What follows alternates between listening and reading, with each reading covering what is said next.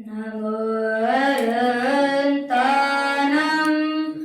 नमो सिद्धानं नमो आयर्यानं नमो अजयानं नमो लोय सवसाउनं। मैं आज आपको कषाय पाठ पढ़ाने वाला। कषाय मतलब जो जीव को संसार की प्राप्ति करे उसे कषाय कहते हैं। कषाय मतलब जो आत्मा को कसे या दुख दे उसे कषाय कहते हैं। शेत को कसना भी मतलब कषाय है और कसना मतलब भी कषाय है। कषाय आत्मा का विभाव है, स्वभाव नहीं। क्रोध मान माया लोभ भी कषाय है। क्रोध मतलब गुस्सा करना। इसकी परिभाषा ये होगी या कि हमको कोई बुरी नज़र से देखे या अपने को बुरा चाहने लगा तो हमको उसके प्रति क्रोध आता है, उसे क्रोध कहते हैं। जैसे कि मैं आपको एक उदाहरण से एक कहानी बताता हूँ।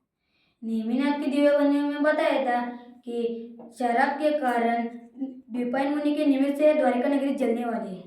तो द्वारिका में से पूरी शराब पहाड़ों पे नालियों में बहाई गई थी। तो कुछ साल बाद द्विपायन मुनि जब द्वारिका में आए तो एक पेड़ के नीचे तपस्या के बैठे। तो एक गड्ढे में एक शराब पड़ी थी। तो कुछ बच्चे खेल खेल के थक गए थे तो आए और पानी समझकर उस शराब पी ली। तो शराब पीने के कारण वे नशे में द्विपायन मुनि के ऊपर पत्थर बरसाने लगे। तो द्विपायन मुनि कष्ट सहते हुए उनको द्वेष आया और वे अपने उनके बाया हाथ से एक हाथ प्रमाण जो सप्त धातु रहे जो पुतला निकला उसे पूरी द्वारिका नगरी भी जली और वे भी जले। इसलिए कभी क्रोध नहीं करना चाहिए। वैसे ही हम लोग भी जब छोटे थे तब अपने घर वाले बोले कि पढ़ाई कर, जा ये लेके आ, वैसे कहते तो हम उनके ऊपर गुस्सा करते और कहते मैं नहीं लाऊंगा करते। तो अब वैसे ही हम लोग भी जब बड़े होते तब अपने बच्चे ही अपने को बोलते हम बोले कि जा एक कर तो वे गुस्सा करते। तो अपनी उस दिन की याद आती है जब अपने माता पिता को बताए थे तब हम उनके ऊपर गुस्सा किए थे। इसलिए क्रोध कभी नहीं करना चाहिए। क्रोध का फल दुर्गति की प्राप्ति होती है। मान मतलब घमंड, ईगो। मान की परिभाषा ये होगी कि इस जग का स्वामी मैं हूँ, ऐसा मानना मान है। मैं आपको एक उदाहरण से कहानी बताता हूँ। सबने रामायण की देखी होगी। तो रामायण में पहले जैसे कि रावण कैसे सीता को उठा लेता है। तो आखिरी में ये होता है कि जब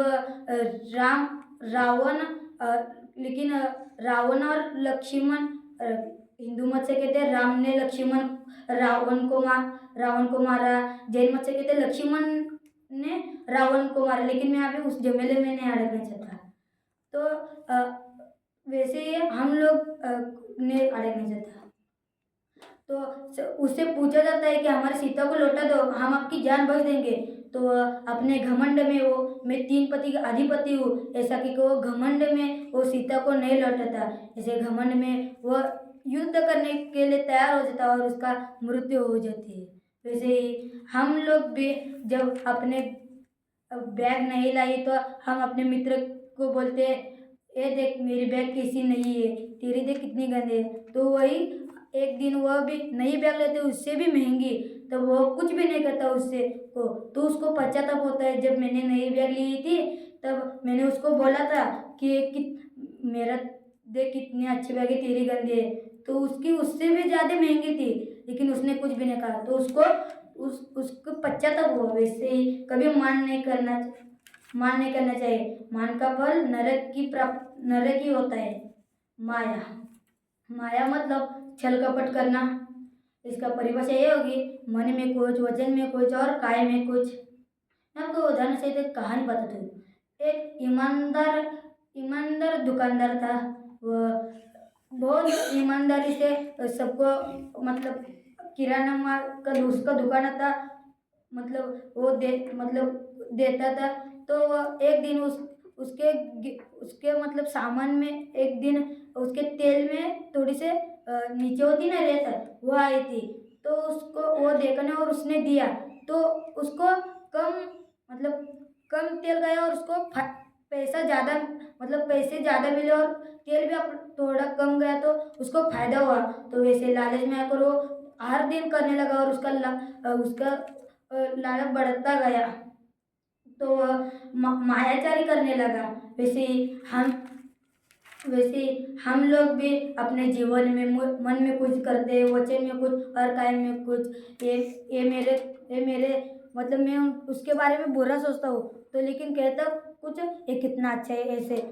वैसे ही कभी मान नहीं करना चाहिए। मान का फल तिरछी गति की प्राप्ति होती है। माया का फल तिरछी गति की प्राप्ति होती है।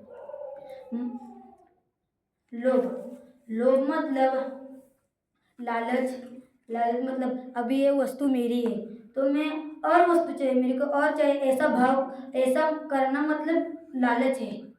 जैसे कि मैं आपको एक उदाहरण से एक कहानी बता दूँ। एक कहानी तो सबने सुनी होगी शुभम चक्रवर्ती की।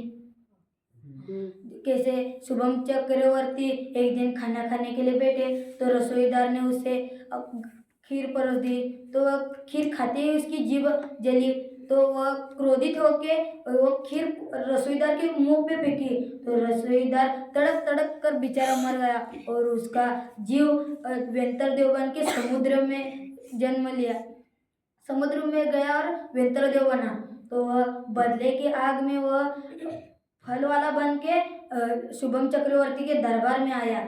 तो शुभम चक्रवर्ती उससे फल लेके वो बहुत खुश हो गए और वो फल खाते ही उनको लालच बढ़ गई कि मेरे को और फल चाहिए। तो शुभम चक्रवर्ती पूछते तुम ये फल कहाँ से लाए?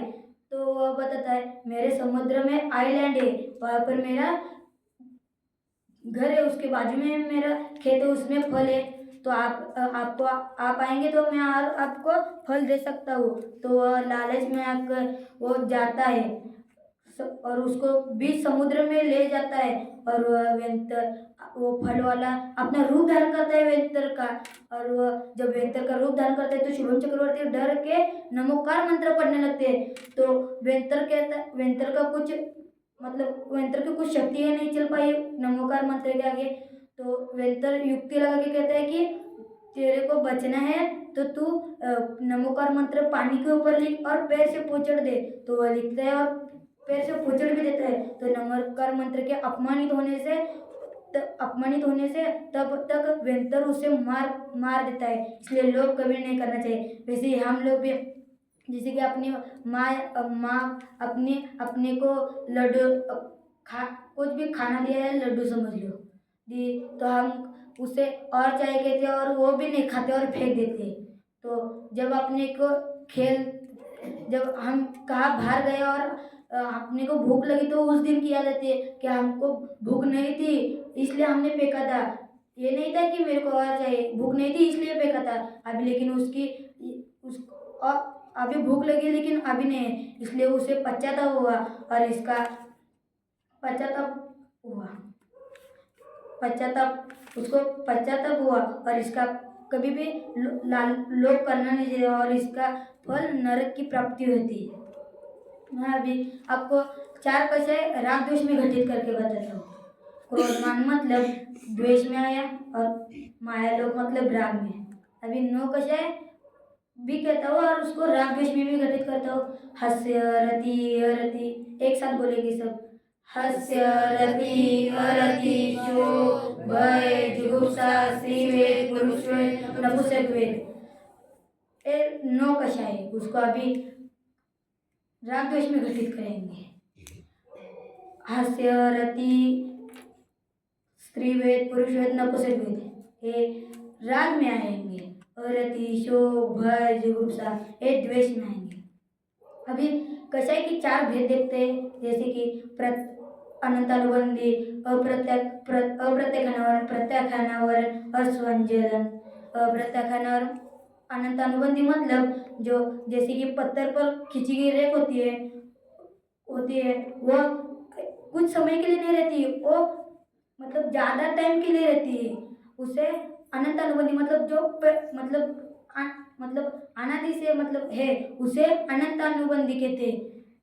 अप्रत्याख्यान और मतलब जो गीली मिट्टी पर रेत ओढ़ी जाती है, रेत खींची जाती है, उसे अप्रत्याख्यान कहते हैं। प्रत्याख्यान मतलब जो रेत में खींची गई रेत को प्रत्याख्यान कहते हैं। संज्वलन जो पानी में अभी एक कहानी सुनी कि कैसे शुभम चक्रवर्ती पानी के ऊपर अपने शक्ति से नमोकार मंत्र लिखते हैं, वैसे ही संज्वलन कुछ समय के लिए मतलब कुछ समय के लिए उधर मिट जाता है, वैसे ही संज्वलन होते हैं।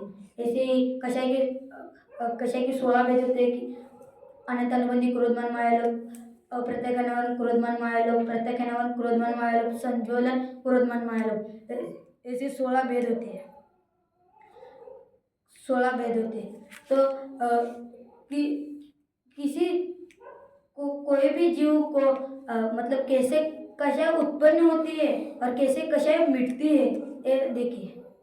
जब मिथ्यात्व के कारण इष्ट अनिष्ट कल्पना उत्पन्न होती है तब कषाय बढ़ता है, और तत्व ज्ञान के कारण इष्ट अनिष्ट जब कल्पना मिटती है तब तब कषाय मिटता है। इसलिए जिस जीव को दुखी नहीं होना है, सुखी होना है, वह जीव कषाय न करे। ओम नमः।